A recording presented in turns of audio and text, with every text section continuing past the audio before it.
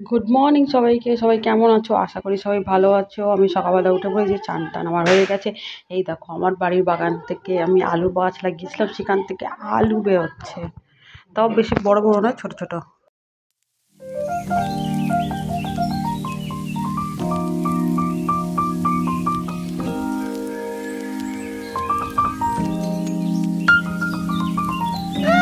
যাই হোক, এখানে আমি চিকেন বার করে নিয়েছি, চিকেন ম্যারিনেট করে রেখে নিয়েছি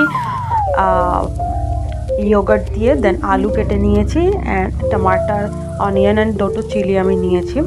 এবার আমি রান্না করব, কড়াই চাপিয়ে দিয়েছি। সেটা স্কিপ করে গেছে ভিডিওটা, সরি তার জন্য।